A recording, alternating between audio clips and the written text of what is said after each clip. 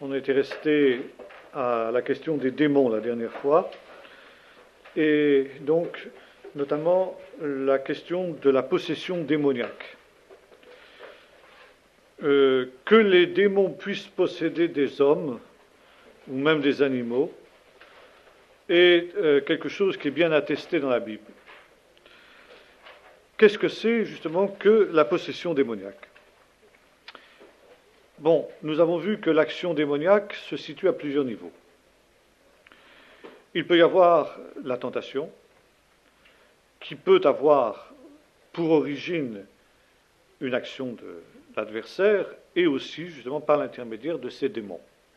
Nous savons qu'il y a des démons d'incrédulité, il y a des démons d'impureté, il y a des démons de colère, enfin il y a, spécialisation dans ce domaine, si j'ose dire. De telle sorte qu'ils peuvent être des agents de tentation dans ce domaine, dans les différents domaines qui sont les leurs. Autre aspect, alors, dans la gradation de l'action démoniaque, c'est l'oppression. Il peut y avoir parfois une véritable oppression démoniaque qui peut s'opérer même chez des enfants de Dieu, comme la tentation, bien sûr. Cette oppression, elle se caractérisera par parfois même des maux physiques. L'exemple de Paul est là pour nous le rappeler. Paul a été affligé, souffleté, dit-il, par un ange de Satan. Et par conséquent, les démons peuvent avoir une action dans ce domaine-là. Bien entendu, il serait extrêmement inexact de prétendre que toute maladie est le résultat d'une action démoniaque. Mais exceptionnellement, ça peut être le cas. Mais cette oppression démoniaque ne s'opère pas simplement dans le domaine de physique, disons, aussi dans le domaine psychique essentiellement. C'est là plutôt évidemment que s'accomplit l'oppression de l'ennemi. Cette oppression peut se caractériser par des angoisses, des doutes récurrents, des tentations récurrentes dont on n'arrive pas à faire le tour, etc. Bon, il faut parfois savoir identifier d'où viennent justement de semblables actions, ou alors parfois des difficultés en cascade dans différents domaines, parfois tout à fait inattendus, dans des domaines où on n'avait pas de points faibles particulièrement, soit de difficultés, par exemple, dans le travail, soit dans des difficultés diverses. Bon, parfois, il y a des actions d'ennemis. Je dis parfois, bien entendu, il faut toujours être très prudent et ne jamais, évidemment, généraliser des choses semblables. Donc, tentation, oppression, deuxième degré de l'action démoniaque. Troisième degré, alors beaucoup plus grave, c'est l'obsession. Alors évidemment, l'obsession, je pense que c'est assez clair, on voit bien ce dont il s'agit. Il y a parfois effectivement des actions de l'adversaire qui arrivent à cela. Et dans une pareille situation, il faut parfois justement avoir recours à la prière des frères pour justement briser cette puissance des ténèbres qui peut parfois intervenir. Non sans avoir au préalable examiner sa vie pour voir si on n'a pas ouvert la porte à l'adversaire quelque part. Parce que parfois l'adversaire intervient parce que justement nous lui avons ouvert ou entrouvert une porte. Manque de vigilance dans tel et tel aspect, dans tel et tel domaine, qui fait que l'ennemi soudain a un levier évidemment qu'il emploie. Lorsque cela a été fait et que l'on a éventuellement réparé ce qui avait besoin de l'être dans ces domaines, alors il convient de demander parfois l'aide des frères, l'aide de la prière des frères pour pouvoir justement rompre ces actions de l'adversaire. Et enfin, dernière forme de l'action des démons, et la plus grave infiniment, bien sûr, c'est la possession. La possession, c'est un état où l'ennemi ou un esprit de ténèbres prend, comme son nom l'indique, possession de l'être du possédé, à la fois dans son être psychique et dans son être physique. Les démons sont des êtres impurs qui sont donc des esprits, ils n'ont pas de corps, bien évidemment, et cherchent des corps pour satisfaire leurs besoins, leurs passions. Et lorsqu'ils ont la possibilité de le faire, eh bien, ils peuvent donner libre cours à leurs instincts déréglés. Jésus nous dit qu'un démon qui est hors d'un corps cherche du repos et il n'en trouve pas. Peut-être que déjà les esprits des ténèbres connaissent un certain jugement, en attendant le jugement final, et que le fait de posséder un corps leur accorde un certain repos, une certaine satisfaction. Et ils cherchent donc à posséder un individu, un être humain de préférence, ou au besoin un animal. L'exemple des pourceaux, dans lesquels était entrée la légion de démons qui possédait le gadarénien dans l'Évangile, nous montre que des animaux peuvent être possédés. Comment devient-on possédé ? On pourrait dire ceci. Tout être humain, tout individu, chrétien ou non, a des défenses naturelles contre l'action des démons, contre la possession démoniaque. Dieu soit béni, la possession démoniaque est quelque chose de tout à fait anormal, exceptionnel. Et en général, pour qu'il puisse y avoir possession démoniaque, il faut que d'une manière ou d'une autre, ces défenses naturelles aient été très affaiblies, voire même aient totalement disparu. Très souvent, comme nous l'avons dit il y a un instant, les esprits des ténèbres agissent quand on leur ouvre une porte. Et la plupart du temps, la possession est le résultat de ce que précisément un individu a ouvert la porte aux esprits démoniaques. Un des moyens les plus courants pour ouvrir justement la porte aux actions démoniaques, c'est l'occultisme. Et c'est la raison pour laquelle la Bible condamne avec tellement de force l'occultisme, parce que précisément l'occultisme est une porte ouverte aux esprits des ténèbres. Et notamment, dans l'occultisme, où il y a aussi plusieurs formes, la pire de toutes est la nécromancie, c'est-à-dire l'évocation des esprits des morts, qui, à ce moment-là, eh bien, nous met directement en contact, met celui qui s'y livre, en tout cas, directement en contact avec les puissances des ténèbres. La nécromancie, c'est-à-dire l'évocation des esprits des morts, qui est considérée comme une des pires abominations qu'un homme puisse commettre, aux yeux de l'Éternel, n'est-ce pas, a besoin d'un intermédiaire. Et ce que précisément les spirites appellent un médium.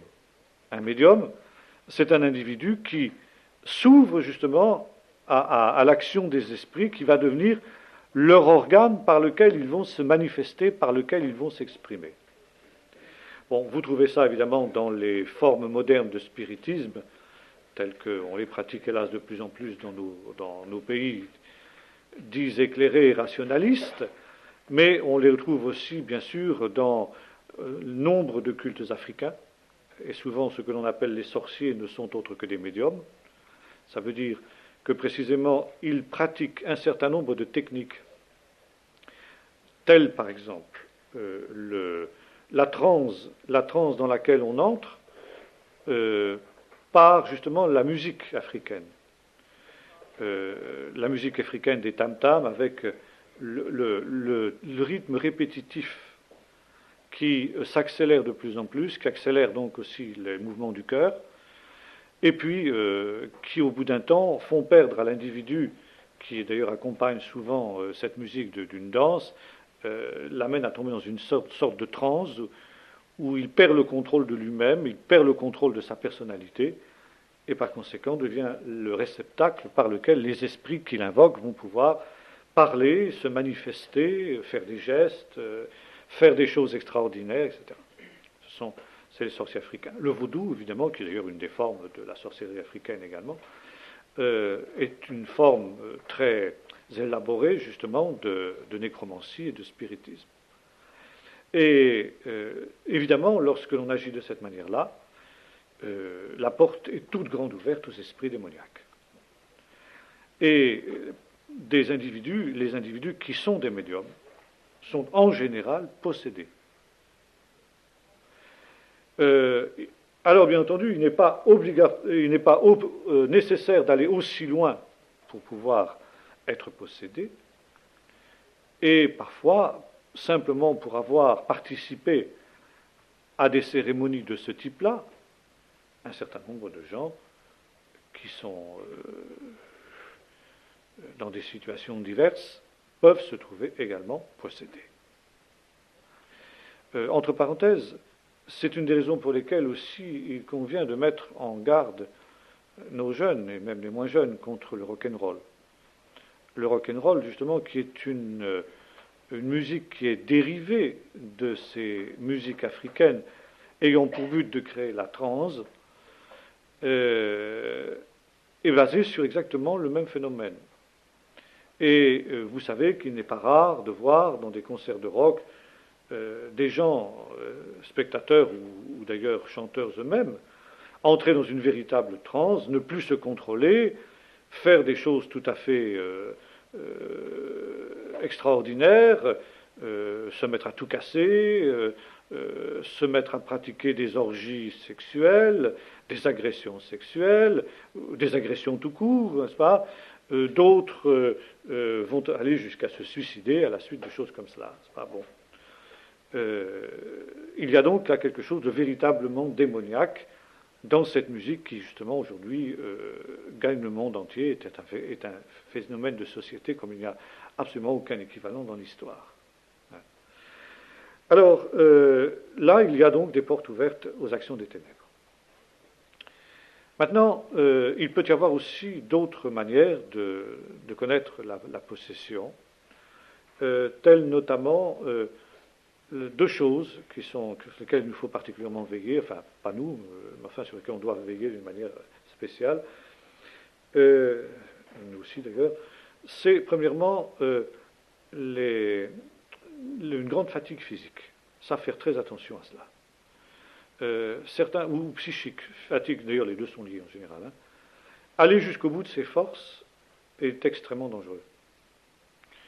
Et cela, justement, peut provoquer cette perte des défenses un petit peu. Vous savez, c'est comme l'immunité contre les agressions microbiennes, bactériennes, tout ce que vous voudrez, c'est un peu la même chose dans le domaine psychique et spirituel, quoi, hein.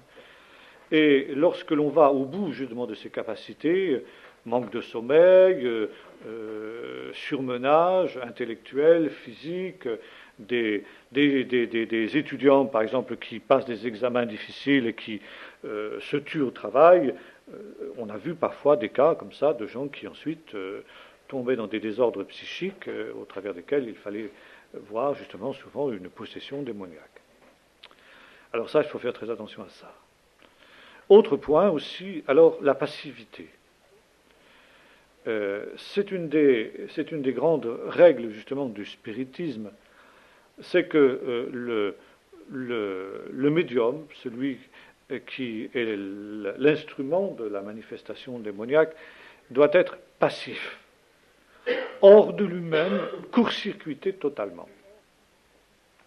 Et le médium qui parle, ou plutôt par la bouche duquel les esprits parlent, quand il est revenu de la transe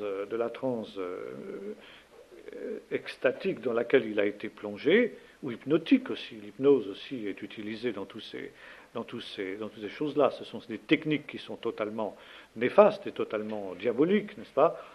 Eh bien, peuvent se trouver, oublient tout ce qui s'est passé, n'ont aucun souvenir de ce qui s'est passé, de ce qu'ils ont dit, n'est-ce pas? Leur ego a été complètement court-circuité pendant la transe. Quand il en est ainsi, nous pouvons reconnaître une action démoniaque. L'Esprit de Dieu est aux antipodes de cette manière de faire.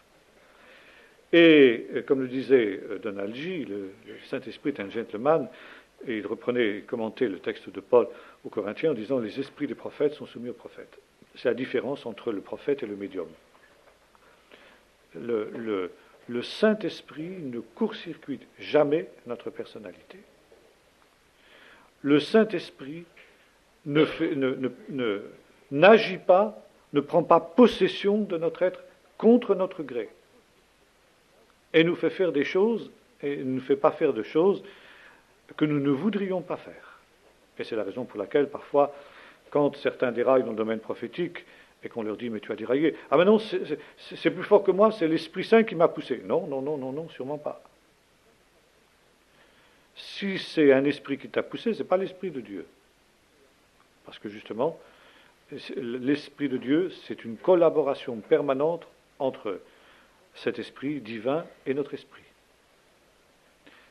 Et même s'il peut y avoir parfois une forte pression du Saint-Esprit pour nous pousser dans une certaine voie, si nous voulons résister au Saint-Esprit, nous avons toujours la liberté de le faire. Et par contre, l'esprit démoniaque, l'esprit de possession, c'est autre chose. Précisément, le fait que l'on est possédé, c'est qu'on ne se contrôle plus. C'est que l'on n'est plus maître de soi. Et la situation d'un possédé est une situation terrible. Bon, il peut y avoir toutes sortes de formes de possession et de degrés aussi, bien sûr. Nous voyons même dans l'Évangile qu'il y a des possessions par des démons religieux. Voyons un individu dans la synagogue de Capernaum qui était là, qui priait, et pourtant qui était possédé. Et Jésus chasse cet esprit. Bon, ce n'est pas étonnant, dira l'apôtre Paul, puisque Satan lui-même se déguise en ange de lumière. Et nous voyons, par exemple, dans l'histoire de Michée, fils de Jimla, dans un texte de l'Ancien Testament, n'est-ce pas, la cour du Seigneur qui est rassemblée, et le Seigneur qui dit « Qui sortira pour séduire Akab afin qu'il monte à Ramoth en Gilad et qu'il y meure ?» Et un esprit sort et dit « Moi, j'irai, je le séduirai. » Comment ? Lui dit le Seigneur « Eh bien, je serai un esprit de mensonge dans la bouche de tous ces prophètes. » Donc il peut y avoir aussi des esprits de mensonge. D'ailleurs, la Bible nous dit cela aussi pour les derniers temps. Dieu leur envoie une puissance d'égarement pour qu'ils croient au mensonge. Et c'est en cela que l'apôtre Paul nous dit Satan peut se déguiser en ange de lumière. Et c'est une des raisons pour lesquelles aussi, parmi les dons du Saint-Esprit, il y a le don de discernement des esprits. Pour savoir quel est le type d'esprit qui est derrière telle ou telle manifestation. Il est intéressant de noter que la Bible ne parle pas du don de chasser les esprits mauvais. Et Donald-G, notant ce fait, concluait que celui qui reçoit le discernement des esprits, au moment où il reçoit le discernement des esprits, reçoit aussi le don de chasser l'esprit mauvais. C'est typique, par exemple, dans l'histoire de Paul et de la jeune fille, la jeune esclave, vous savez, de Philippe, qui donc courait derrière Paul et son équipe en disant « Ces hommes sont les serviteurs du Dieu très haut, etc. » Bon, Paul reconnaît là qu'il s'agit d'un esprit de ténèbres, d'un esprit de Python, et il chasse l'esprit. Quand il en a la révélation qu'il s'agit d'un esprit mauvais, hop, il chasse l'esprit. Par conséquent, à partir du moment où nous avons une révélation qu'il y a un esprit mauvais, il faut que nous ayons la foi et l'audace, l'autorité, justement, de dire si le Seigneur me révèle qu'il y a là un esprit de ténèbres, c'est afin que je le chasse. Enfin, cela fait partie du don de discernement des esprits. Parce que, bien entendu, il n'y a rien de pire aussi, et ça je prends l'autre aspect, que de chasser des démons là où il n'y en a pas.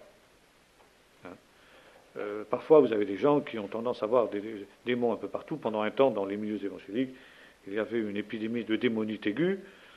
J'ai fait allusion la dernière fois. Vous aviez un rhume de cerveau, c'était un démon qui vous attaquait, alors il fallait chasser l'esprit de rhume de cerveau.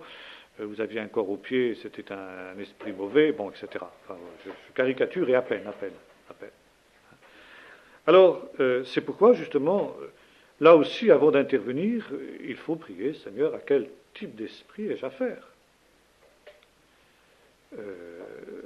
Si on a affaire à une maladie physique, et puis qu'on se trompe, on dit ben, c'est un esprit mauvais, et puis qu'on prie, et puis sans soigner la maladie physique, vous voyez les conséquences que ça peut avoir. À l'inverse, s'il y a une maladie opiniâtre qui refuse de partir, peut-être qu'on peut s'interroger, dire Seigneur, mais montre-moi, qu'est-ce qui se passe? Comment se fait-il que hein? Et effectivement, là, éventuellement, Dieu peut montrer quelque chose, etc. Bon. Et là, donc, il y a un combat de prière qui s'impose pour que la puissance mauvaise puisse ainsi être chassée. Il est aussi extrêmement redoutable de s'attaquer aux démons. D'ailleurs, l'épître de Judas nous le dit, d'une manière inconsidérée du moins. Il nous dit que des hommes loin de Dieu, en quelque sorte, parlent injurieusement des gloires, sans se rendre compte que même l'archange Michael, qui pourtant est un des principaux anges du Seigneur, lorsqu'il disputait avec Satan le corps de Moïse, n'osait pas porter contre lui de jugement injurieux. Et c'est sûr que chasser un démon, c'est en tout cas pas l'injurier. Ça peut être extrêmement redoutable. Surtout qu'il y a différentes formes de démons, il y a aussi des hiérarchies dans ce domaine-là. Et Jésus le rappelle, lorsque il avait donné à ses disciples le pouvoir de chasser les démons, eh bien, il y avait un certain type de démons qui n'avaient pas pu chasser. Lorsque l'enfant lunatique leur avait été amené, que Jésus était sur la montagne de la transfiguration, on n'avait pas pu chasser le démon. Et après que Jésus l'ait fait, ils disent, mais pourquoi, Seigneur, n'avons-nous pas pu chasser ce démon-là? Parce que c'est un type particulier, dit Jésus. Et ce type de démon ne sort que par le jeûne et par la prière. Nous voyons aussi dans le livre des Actes le danger qu'il y a de s'attaquer inconsidérément aux démons, lorsque les 7 fils de Séva, qui étaient spécialisés dans l'exorcisme, vont invoquer sur des démoniaques le Jésus que Paul prêche. Et vous savez ce qui se passe. Les démons répondent, Jésus nous connaissons, Paul aussi, mais toi, nous ne savons pas qui tu es. Nous ne savons pas qui vous êtes. Et les démons se jettent, enfin les possédés, quoi, se jettent sur eux, puis les battent, et puis, etc. Bon, on connaît des cas comme ça, hein, ça c'est arrivé. Des gens qui se sont fait rosser par des démoniaques, parce qu'ils n'avaient pas pris suffisamment de précautions. Alors, il faut faire très attention et ne pas être inconsidéré dans des choses comme cela. Donc, je disais, la passivité. La passivité peut ouvrir la porte à des actions démoniaques.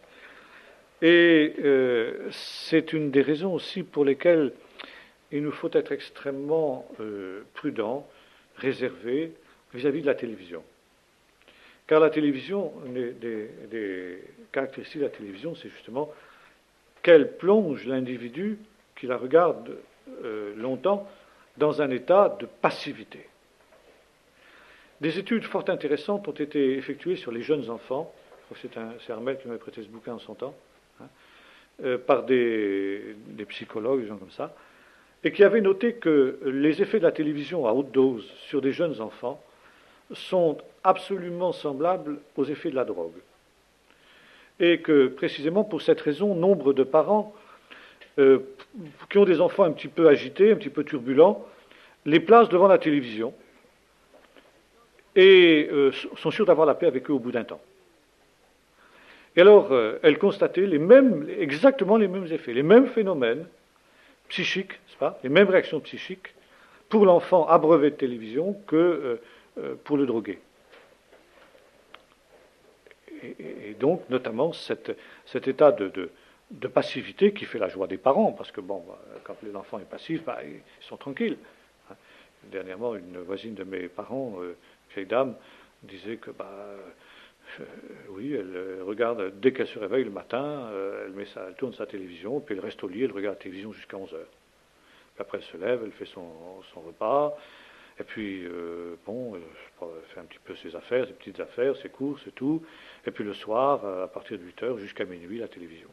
Si j'avais pas ça, qu'est-ce que je ferais? Voilà, c'était sa réflexion. Bon. Ben voilà une femme qui est complètement passive, hein, complètement anesthésiée, complètement droguée. Eh bien, logiquement, là, à terme, des choses comme ça ne peuvent que, peut-être pas ouvrir la porte à une possession au sens forme du terme, enfin, c'est quelque chose d'extrêmement négatif. Et il y a un certain nombre de phénomènes de notre temps, notamment ceux que je lui évoquais tout à l'heure, le rock'n'roll, la télévision, et maintenant les multimédias, tout ce qui s'ensuit, où il y a justement des phénomènes qui vont vers un même but. Celui donc de rendre passif, sans réaction, drogué, parce que le rock'n'roll c'est une drogue aussi. Je disais aussi parlant de la drogue que les écoles israéliennes maintenant sont infestées de ça, c'est un problème terrible maintenant dans les écoles israéliennes. Et le but est quoi? À mon avis, de préparer le chemin à l'Antéchrist. Parce que c'est mondial, ça aussi, ce phénomène-là. Les musicologues ont noté que le rock'n'roll était un phénomène sans aucun équivalent dans l'histoire. Que le monde entier soit subjugué par cette musique est un phénomène tout à fait spécial. La télévision, c'est quelque chose de mondial, plus profond de la brousse africaine, etc. Et alors, avec maintenant ce qui se développe, les multimédias, les jeux électroniques, vous pouvez entrer dans le scénario vous-même et l'influencer. Donc, une vie virtuelle, hein, comme cette brave dame, je parlais tout à l'heure, elle vit une vie virtuelle, sur deux plans, une véritable schizophrénie. Il y a sa vie réelle et puis sa vie virtuelle. Bon. Comment voulez-vous que ça ne provoque pas des ébranlements psychiques et mentaux? D'ailleurs, on le voit dans notre société, il y a de plus en plus de loufoqueries. Pourquoi? Parce que les gens sont perturbés. Bon, parlons aussi de la vie moderne qui influe à ce niveau-là. Et on sait bien que derrière la vie moderne, il y a des puissances de ténèbres, on voit bien ces choses-là. Et puis, on échappe difficilement alors à la conclusion que, comme le dit l'Apocalypse, les esprits de ténèbres qui sortent du puits de l'abîme, hein, et qui vont vers les rois de la terre pour les préparer pour les choses dernières, pour l'apparition de l'Antichrist, pour la bataille finale, la révolte contre Dieu. Bon, les esprits d'incrédulité, de doute, quand une mère ici me disait que dans l'école de son fils, en terminale, le professeur a demandé qui croit en Dieu. Il y avait deux, un musulman et lui. Et les autres le regardaient avec des yeux comme ça. Comment peut-on croire en Dieu? Et comme nous l'avons écrit dans la prochaine expérience, nous retournons la question. Comment peut-on ne pas croire en Dieu? Il suffit de prendre le corps humain, il suffit de prendre la nature, il suffit de prendre... Comment peut-on ne pas croire en Dieu? C'est ça qui devrait faire problème. Mais non, aujourd'hui, pour les gens, ce qui fait problème, c'est comment peut-on croire encore en Dieu? Mais c'est disproportionné. Il faut être aveugle pour ne pas voir que derrière cette vague d'incrédulité, il y a des puissances des ténèbres.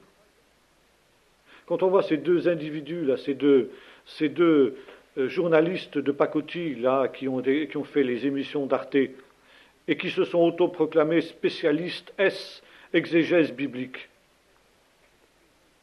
et puis qui sont en train de répandre leur poison comme ça à des multitudes. Bon, c'est, comme l'a montré fort bien Jean-Marc Berthoud dans cette remarquable brochure que j'ai distribuée à quelques-uns, s'il y en a qui veulent d'ailleurs, j'en ai encore quelques-unes. Hein. Bon, c'est gros, il y a des ficelles énormes, que dis-je, des ficelles, des cordes. On voit bien que ça ne tient pas, c'est inconsistant. Et pourtant, les gens sont séduits par ces choses-là. Des croyants de toute religion sont ébranlés. Je voyais maintenant, ils ont écrit un bouquin qui s'appelle Jésus contre Jésus. J'ai vu ça l'autre jour à la librairie, on a acheté un bouquin. Bon, voilà, c'est encore... maintenant, il paraît qu'ils vont continuer avec Paul, puisque ça a si bien marché. Bien. Qui est derrière ces choses? C'est l'adversaire, c'est des esprits de ténèbres. Et ça prépare quoi à ça? Eh bien, ça prépare cette grande révolte généralisée de l'humanité contre Dieu, que nous décrit le livre de l'Apocalypse. Bon, ce sont ces actions des puissances des ténèbres, ces puissances de l'air.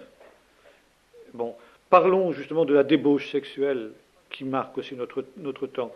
Ce pax, cette apologie de l'homosexualité et de toutes les formes les plus débridées de sexualité, la distribution de ces pilules du lendemain maintenant aux adolescentes dans les collèges. Bon, mais c'est fou, mais même des médecins vous diront que c'est complètement inconscient de donner comme ça, comme on donne un cachet d'aspirine, une pilule comme ça à une petite adolescente, n'est-ce pas? Ça peut avoir des troubles et des conséquences graves. Du moins, c'est ce que disait mon père quand je ne sais pas si tu as lu ça, dans ses journaux médicaux, il a vu ça. Bon, et on fait, pourquoi? Bon, cette sexualité à toutes les sauces, mais c'est pas normal, c'est antinaturel. Il y a quelque chose derrière ça. Bon, on le voit bien. Qui est derrière ces choses-là? La puissance des ténèbres. Et là, voyez-vous, on assiste actuellement à une véritable entreprise. C'est plus simplement à la limite des individus qui sont possédés, mais on voit venir un temps où, d'ailleurs c'est ce que nous laisse entendre l'Apocalypse, où c'est la société tout entière. Il sera sinon possédé, du moins contrôlé très fort par l'esprit de l'adversaire. Et le but sera justement d'amener l'humanité à accepter celui que Satan va introniser au temps de la fin, maître du monde, après cette entreprise de mondialisation, l'Antichrist.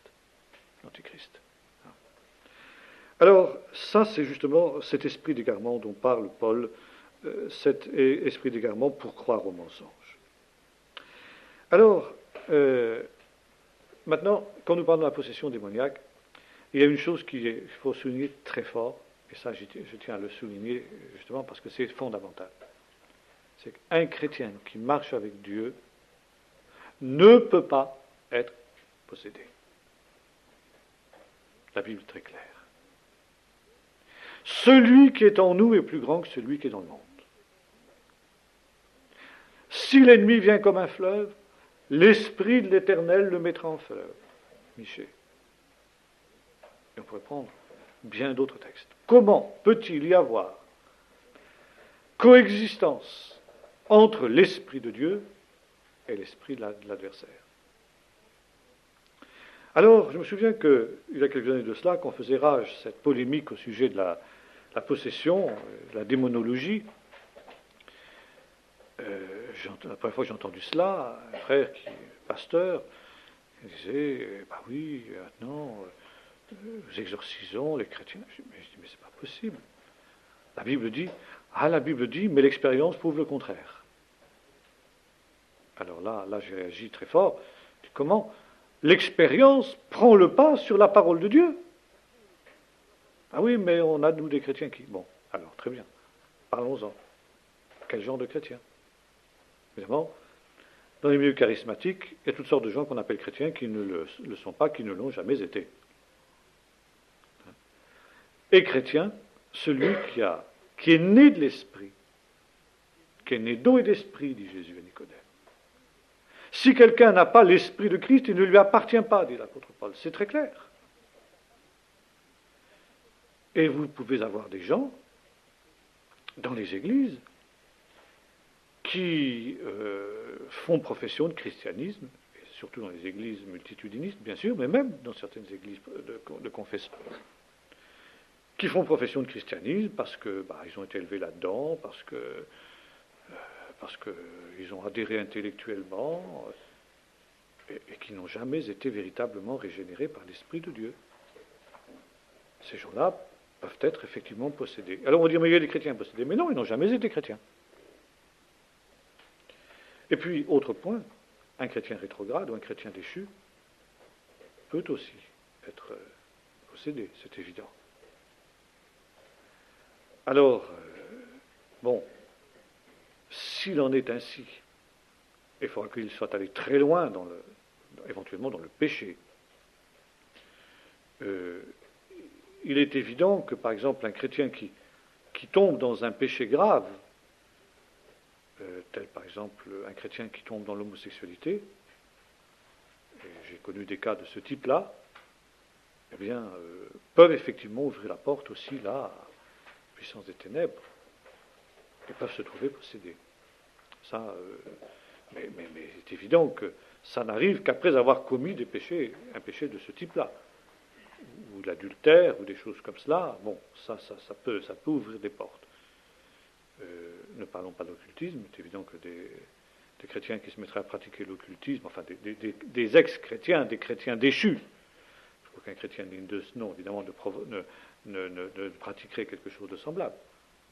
Mais des gens qui viendraient à faire cela, comme hélas, je l'ai montré dans le livre sur le Vatican, certains prélats au Vatican, et non des moindres, pratiquent des cultes sataniques à l'intérieur même du Vatican. Bon, évidemment, il ne faut pas s'étonner qu'après des gens comme ça puissent être possédés. Hein, ça c'est évident. Bon. Mais un chrétien normal, un chrétien tiède à la limite, eh bien, ne peut pas être possédé. Alors, les frères qui affirmaient ces choses, avaient fait un distinguo subtil, dans ce sens que parfois le Nouveau Testament emploie un mot grec, démonisein, en grec. Et alors, ils avaient inventé ce mot démonisé, c'est-à-dire une possession qui serait moindre que la possession totale. Bon, c'est vrai qu'il y a différents types de possessions, ça je l'ai dit tout à l'heure, des possessions qui peuvent être plus ou moins graves, on le voit d'ailleurs dans l'Évangile même. Celui qui avait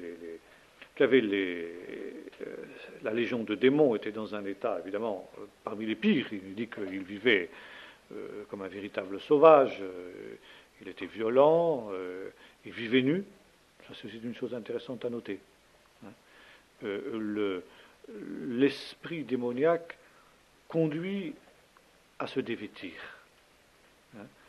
Et l'inverse, quand cet homme est guéri, au contraire, ses compatriotes le retrouvent vêtu et dans son bon sens, nous est-il dit. Tandis que l'esprit démoniaque, justement, pousse à se dévêtir. D'ailleurs, ça fait partie des cultes démoniaques et orgiaques, justement, de se dévêtir. Et je parlais tout à l'heure de cet esprit de possession qui est en train de gagner la société tout entière. Et on pourrait ajouter aussi cette mode impudique, l'impudicité, et le fait de se dévêtir.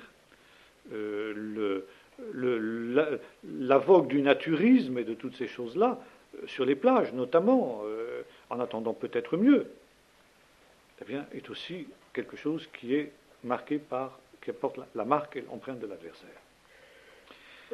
Toujours notre possédé de Gadara, il y avait un autre aspect aussi qui montrait combien il était atteint, c'est qu'il se plaisait dans les tombeaux.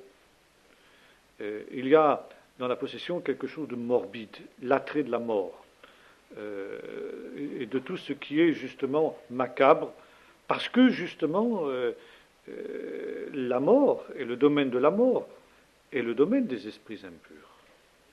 Ils vivaient dans les tombeaux, et aujourd'hui aussi on pourrait dire il y a tout un côté morbide dans notre société, dans les spectacles, dans la musique rock, dans toutes ces choses-là, qui n'est pas sans rappeler ces choses. Alors, cette situation de cet homme était terrible. Il semble que le possédé qui était dans la synagogue de Capernaum était possédé par des démons qui étaient apparemment moins méchants, n'est-ce pas, que ceux qui étaient dans les 3000, qui étaient dans l'homme et les 3000, et qui se sont précipités ensuite dans les pourceaux qui étaient un immense troupeau. Alors, cette situation a amené un certain nombre de gens à dire démoniser ou posséder. Je crois que ça c'est un distinguo qui ne tient pas. Quand on étudie l'écriture, les deux mots sont absolument synonymes. Être démonisé, ça veut dire être possédé par un démon, point final. Je crois que ce n'est pas la peine de faire de distinction. Par conséquent, où l'on est possédé, et à ce moment-là, on a besoin de délivrance et l'on n'est pas chrétien, ou bien alors, on est chrétien, on est rempli du Saint-Esprit, et le maximum que Satan puisse faire, c'est l'oppression, dont on parlait tout à l'heure. Alors, c'est pas toujours très agréable d'être oppressé, l'oppression ou l'obsession. L'obsession peut parfois gagner certains chrétiens.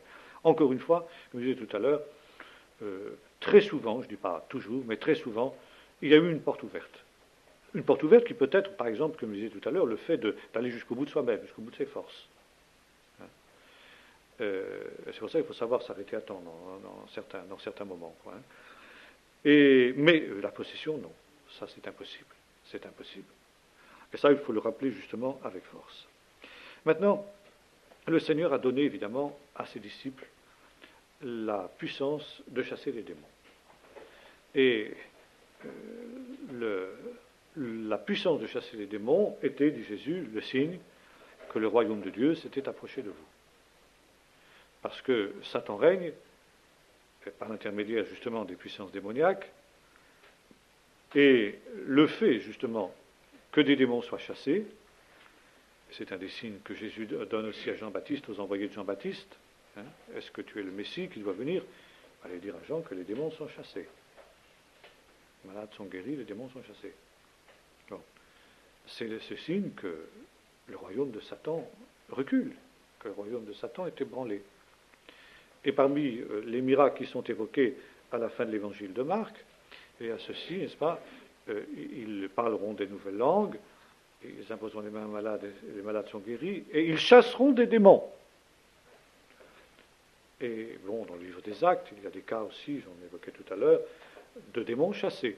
C'est une chose normale que de chasser des démons. Alors, les démons sont chassés, mais comme le dit Jésus, il ne suffit pas que le démon soit chassé.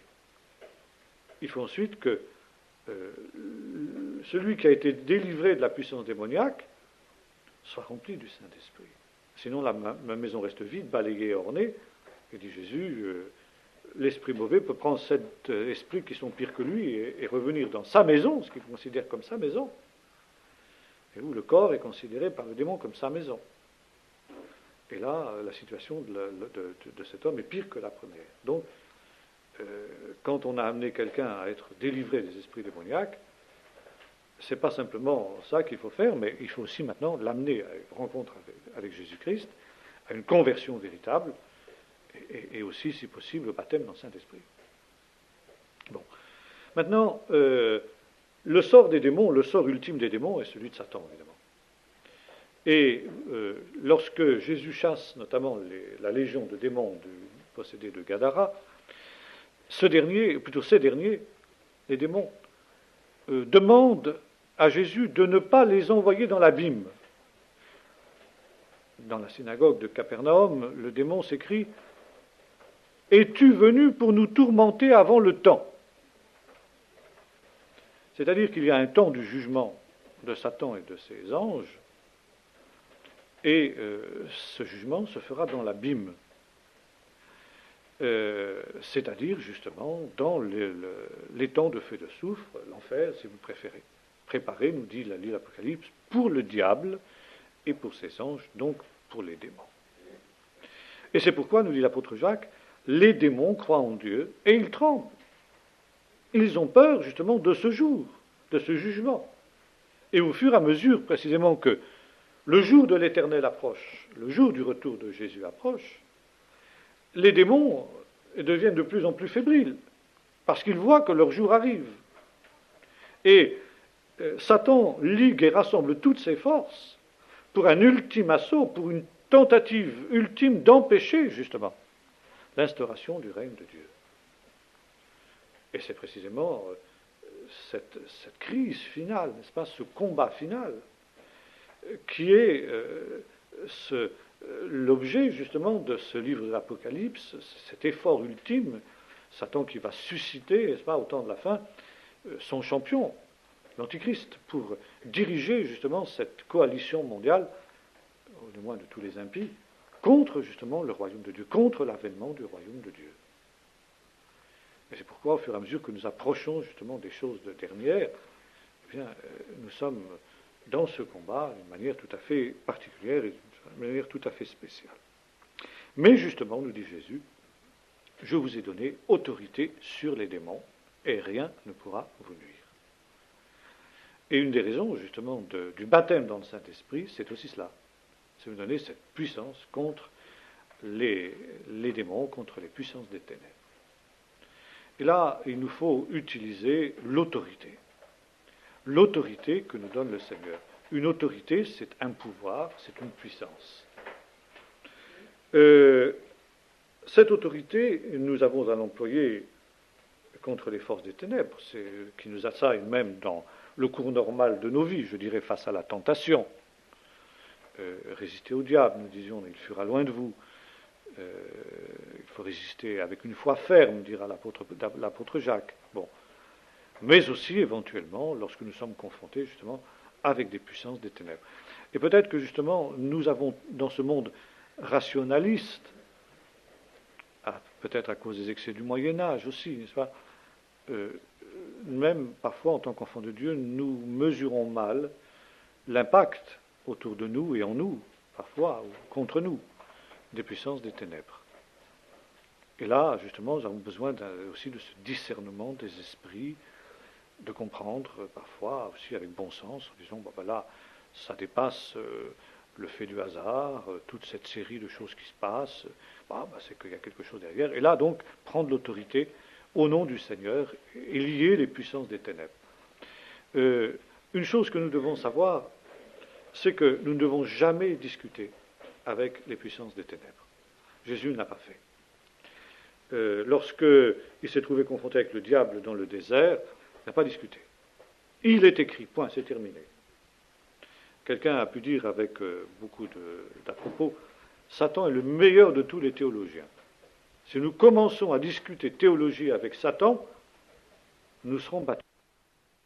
Il avait pris, dès le début de son ministère, ce slogan qui est devenu célèbre dans le monde entier, partout où il a prêché, The Bible says, la Bible dit. C'est l'arme avec laquelle, l'épée de l'esprit qui est la parole de Dieu, dira l'apôtre Paul. L'arme offensive par excellence pour repousser les assauts du malin. Quand on est confronté aussi avec des puissances des ténèbres, il ne faut pas leur parler. Jésus n'autorisait pas les démons à parler, il les faisait taire. Alors il y a un seul cas où nous voyons Jésus, disons, engager l'amorce, mais l'amorce très ténue d'une conversation avec les puissances des ténèbres, c'est justement le cas du possédé de Gadara, quand il demande « Quel est ton nom ?» Et il répond « Légion, car nous sommes plusieurs. » Mais ceci dit, Jésus ne va pas plus loin. Alors parfois, vous avez certains qui discutent avec des possédés ou des soi-disant possédés. J'ai même vu des gens qui enregistraient les réponses des soi-disant démons ou des réels démons, je ne sais pas trop, pour ensuite les faire entendre. Enfin, c'est complètement aberrant, c'est complètement fou. On ne discute pas avec l'adversaire. Si on discute, on se met déjà dans une position de faiblesse. Alors vous avez aussi parfois certains qui demandent les noms des démons, comme... Je ne pense pas que cette histoire du possédé de Gadara soit normative dans ce domaine-là. Encore une fois, il y a une seule fois, selon ce que... Parmi les très nombreux cas d'exorcisme qui nous sont rapportés dans l'Évangile, c'est la seule fois où Jésus se comporte de cette manière-là. Nous ne voyons pas non plus que l'apôtre Paul se soit comporté de cette manière. Et là aussi, lorsque la jeune fille dont nous parlions tout à l'heure, animée par l'esprit de Python, il a commencé par la faire taire. Tais-toi et sors de cet homme. Là, il faut agir justement avec l'autorité du nom du Seigneur. Il y a donc ici cette certitude aussi que les démons sont vaincus, que nous avons l'autorité sur eux, bien sûr, à condition que nous nous gardions. S'il y a des failles dans notre vie, bon, ça c'est autre chose. Mais lorsque les disciples sont rentrés d'avoir chassé les démons en disant « Seigneur, les démons même nous sont soumis », Jésus dit « Je voyais Satan tomber du ciel comme dans un éclair. » Et Paul dira « Le Seigneur écrasera bientôt Satan sous vos pieds. » Et c'est pourquoi, dans ce monde, avec justement ces puissances des ténèbres, nous devons être sans crainte. Et d'ailleurs, c'est aussi une chose qu'il nous faut avoir face aux puissances des ténèbres, ne pas craindre. C'est une des armes de l'adversaire aussi. Les esprits de crainte, ça existe. Et si justement le diable peut agir de manière, soit il prend des aspects séducteurs, disons tout à l'heure, il se déguise en ange de lumière, ou bien au contraire, des aspects effrayants. Il vient pour effrayer. Et en général, des confrontations avec des puissances des ténèbres, c'est toujours quelque chose d'effrayant. Parce que justement, il y a la peur, la crainte, c'est une des armes de l'adversaire. Et là, justement, la parole de Dieu nous apprend à ne pas craindre l'adversaire et à agir justement dans l'audace de la foi et résister. Je me souviens, ce frère un jour qui avait été amené à intervenir contre un démoniaque qui l'avait menacé et puis était venu le boxer, ou je crois même avec une arme, un couteau, ou quelque chose comme ça, et était venu courant sur lui, et le frère, au nom de Jésus, je t'ordonne d'arrêter, etc. Et le possédé s'était arrêté juste à 3 centimètres de lui, quoi, quelque chose comme ça. C'était, bon, là, c'était vraiment l'épreuve de la foi. Hein. Alors, bon, ça, ce sont des choses qui sont promises par le Seigneur. Et si nous avons cette foi, cette confiance que le Seigneur nous a donné cette puissance sur les démons, alors les démons, comme c'était pour le cas pour les disciples, les démons nous sont soumis et le diable tombe dans un éclair.